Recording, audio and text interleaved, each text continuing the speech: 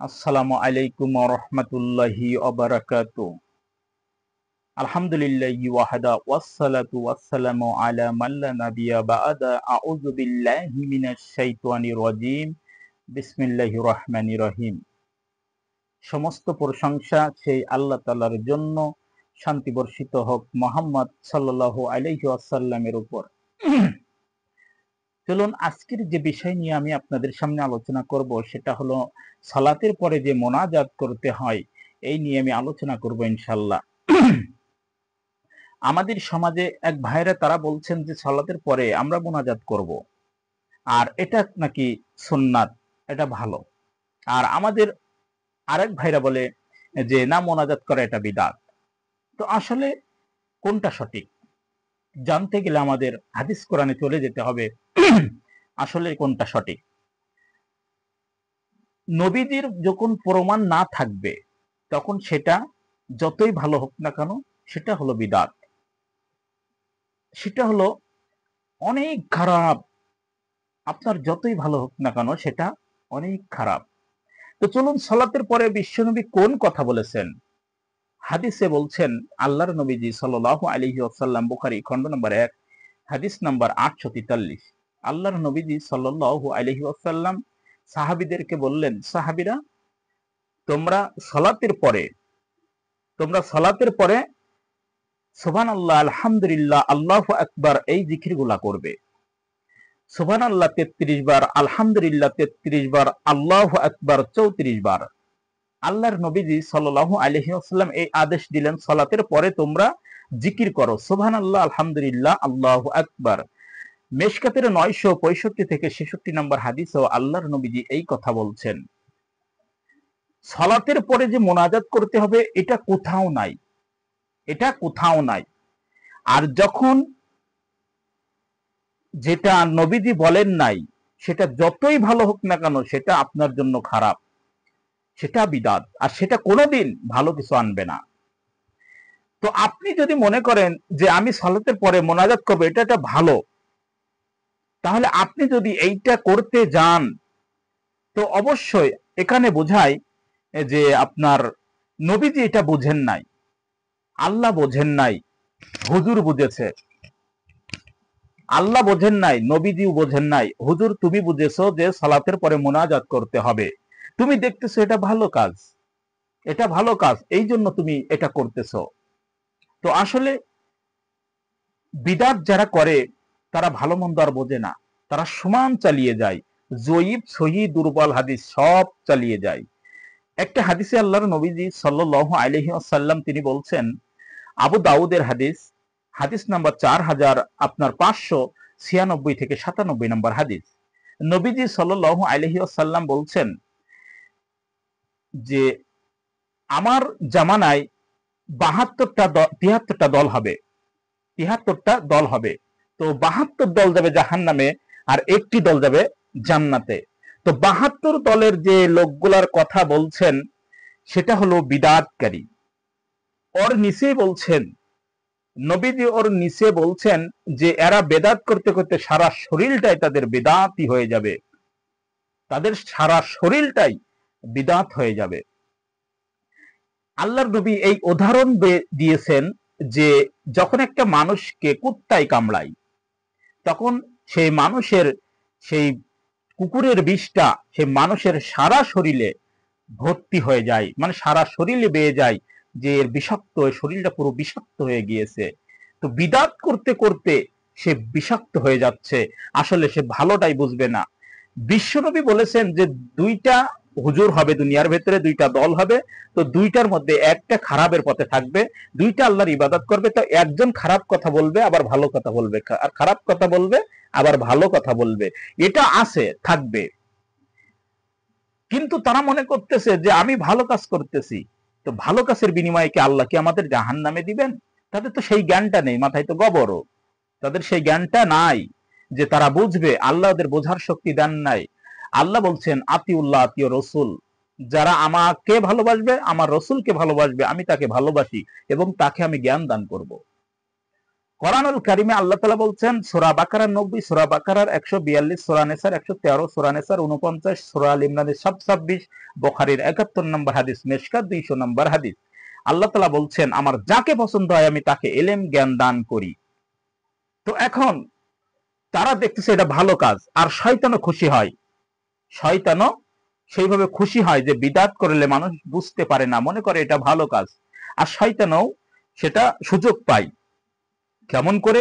যখন আপনি চুরি করবেন তখন আপনি বুঝতে পারবেন যে এটা হলো আপনার চুরি করা, এটা হারাম, এটা আল্লাহ পছন্দ করেন নাই, তো এর বিনিময়ে আমি তওবা করতে পারি। কিন্তু তুমি তো হাত তুলে মোনাজাত করতেছো আল্লাহর কাছে সালাতের পরপরই, তুমি তো এটা ভালো কাজ করতেছো, এর জন্য কি তুমি ক্ষমা চাইবে? অবশ্যই না। এজন্য ইবলিস এটাই খুশি হচ্ছে যে ও তো বুঝতে পারছে না, ও ক্ষমা তো চাইবে না, আর না চাইলে তখন আমার দলভুক্ত হয়ে যাবে। তো ঠিক এমনটাই আল্লাহর নবীজি সাল্লাল্লাহু আলাইহি ওয়াসাল্লাম তিনি বলছেন মেশকাতের 140 নম্বর হাদিসে নবীজি বলছেন মান আহাদাসা ফি আমরিনা হাযা মা লাইসা ফিহি ফাহু আরাদ্দু। আল্লাহর নবীজি বলছেন আমার শরীয়তের ভিতরে যেটাই নতুন কিছু আসবে তাই যতই ভালো হোক না কেন সেটা বিদআত। আল্লাহর নবীজি বলছেন যে নতুন যেটাই আসুক না কেন যতই ভালো হোক না কেন সেটা বিদআত। এখন আল্লাহর নবী বলছেন সালাতের পরে তোমরা সুবহানাল্লাহ, আলহামদুলিল্লাহ, আল্লাহু আকবার জিকির করো। তো আমি আপনাদেরকে বলছি যে এই যে কথাটা নবীজি বললেন, তো এইটা বাদে আর যত হাদিস কোরআনের যত ইবাদত আছে এই জায়গাটায় আপনি সবগুলো বসান, আর এইটা বাদে এই যেটা আল্লাহ নবী বলছেন সুবহানাল্লাহ, আলহামদুলিল্লাহ, আল্লাহু আকবার, এইটা বাদে আর যত ইবাদত আছে আপনি ওই জায়গায় সালাতের পরে করেন, তবু বিদআত হবে। কেন? আল্লাহ নবী ওটা ওই টাইমে করতে বলেন নাই, আল্লাহ নবী বলেছেন এইটা সুবহানাল্লাহ, আলহামদুলিল্লাহ, আল্লাহু আকবার, তো এটা এখানেই ব্যবহার করতেই হবে। চলুন আমরা মাগরিবের সালাত 3 রাকাত আদায় করি। কেন করি? ওটা বিশ্বনবীর আদেশ, তাই করি। এখন আমরা যদি মাগরিবের সালাতে আরেক রাকাত বাড়িয়ে 4 রাকাত সালাত আদায় করি, আমার সুবহানাল্লাহ বাড়বে, আলহামদুলিল্লাহ বাড়বে, আল্লাহু আকবার বাড়বে, তারপরে অনেক কিছু বাড়বে, তাহলে এক রাকাতও বেড়ে গেল, সিজদা বেড়ে গেল, রুকু বেড়ে গেল, তাহলে আমরা এটা মানে করলে আমার তাদের বেশি সওয়াব হবে। মানে এটা আমি আপনাদের বোঝানোর জন্য বলছি যে ভালো কিছুই আসলে ভালো না, ভালো কিছুই ভালো না।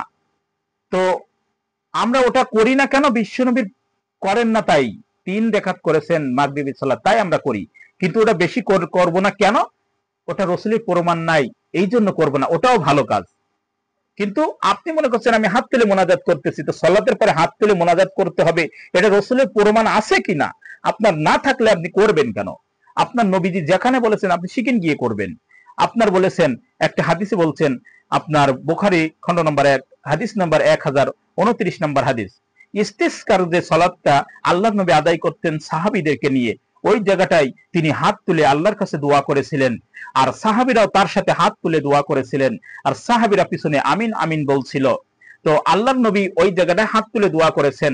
তারপরের যে হাদিসটা বলছেন যে 1031 নম্বর হাদিস 29 থেকে 31 নম্বর হাদিসটাই বলছেন আল্লাহর নবী আর কোথাও এইভাবে হাত ওঠান নাই, সম্মিলিতভাবে হাত ওঠান নাই।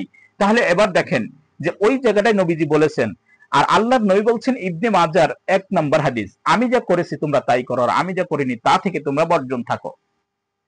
তাহলে নবীজি বলছেন যে আমি যা করিনি তা থেকে সেটা তোমরা করো না, আর আমি যেটা করেছি সেইটা করো। আরেকটা হাদিসে আল্লাহর নবীজি বলছেন সাল্লাল্লাহু আলাইহি ওয়াসাল্লাম, আপনার তিরমিজির হাদিস, হাদিসটা আপনার 1726 নম্বর হাদিস। নবীজি বলছেন শরীয়তের ভিতরে যেটা হালাল সেটাই হলো হালাল, আর যেটা হারাম সেটাই হলো হারাম। তো এর ভিতরে ফাইনাল করা হয়েছে। তো আপনি যে ইবাদতটা একটা ঢোকাবেন যতই ভালো হোক না কেন ওর মধ্যে আর ঢুকবে না, ওর মধ্যে আর ঢুকবে না। আল্লাহর নবীজির আরো একটা হাদিস বলছেন, হাদিসটা আপনার মেশকাতের 141 নম্বর হাদিস।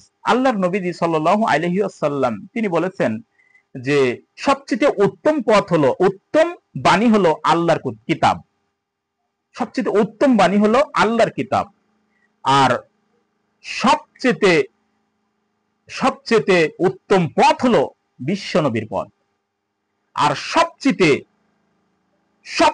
ঘৃণীয় হলো শরীয়তের ভেতরে কিছু ঢোকানো, এটা হলো সবচেয়ে ঘৃণীয়, শরীয়তের ভেতরে কিছু ঢোকানো।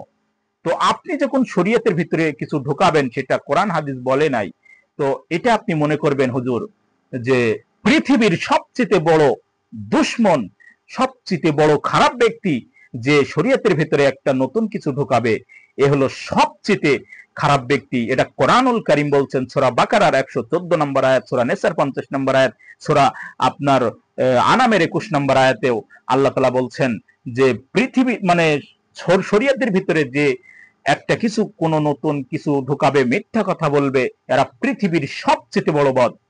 আল্লাহর নবী এটা বলছেন কোরআনুল কারীমে। তাহলে আমরা শরীয়তের ভিতরে এখন দেখছি অটাল অটাল অহর অহর তারা মিথ্যা কথা বলছে।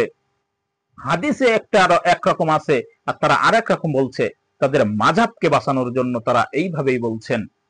তারপরে কোরআনুল কারীম বলছেন সূরা নিসার 65 নম্বর আয়াত, আমার রাসূল যা করেছেন তোমরা তাই করো, আর আমার রসুলের মতন ইবাদত করো। রসুল খেতে খামারে নাঙলে চাষিতে জীবিকা নির্বাহ দে চলা দে ফেরা দে যা যখন যতটুকু করেছেন ততটুকুই করতে হবে, তারপরে মানুষ হবে মুমিন। তাহলে আমরা হাত তুলে মোনাজাত করব, কোথায় করব? সেটা ইস্তেসকার সালাতে গিয়ে করব, কারণ নবীজি ওখানে করেছেন, আমরা ওখানে গিয়ে করব। আমরা সালাতের ভেতরে কোনো প্রমাণ নাই, এই জন্য আমরা সালাতের ভেতরে করব না। আল্লাহর নবী বলছেন সুবহানাল্লাহ, আলহামদুলিল্লাহ, আল্লাহু আকবার, এই জিকিরটা করো। আর সারা পৃথিবীর ইবাদত যদি আপনি ওই জায়গায় এসে ফেলেন, তবু এটা হালাল হবে না। একমাত্র যেটা নবীজি বলেছেন সেইটাই ওখানে দিতে হবে, তারপরে সেটা হালাল হবে। হুজুর আপনার মাথায় তো গোবর, আপনি বুঝবেন কিভাবে? আপনি তো বেদাত করতে করতে আপনার জীবনটাই ধ্বংস হয়ে গিয়েছে, আপনি বুঝবেন কিভাবে? এই যে হাত তুলে মোনাজাত করা, এটা ভালো কাজ, এটা আমারও ভালো লাগে। আমার দেখি যে সব সম্মিলিত হাত তুলে আল্লাহর কাছে দোয়া করছে, মোনাজাত করছে, এটা খুব ভালো লাগে।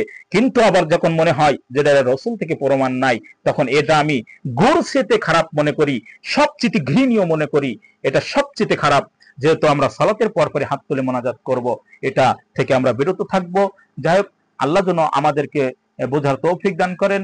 আল্লাহুম্মা আমিন। আখিরি দাওয়ানা আলিল্লাহিল হামদ। আসসালামু আলাইকুম ওয়া রাহমাতুল্লাহি ওয়া বারাকাতুহু।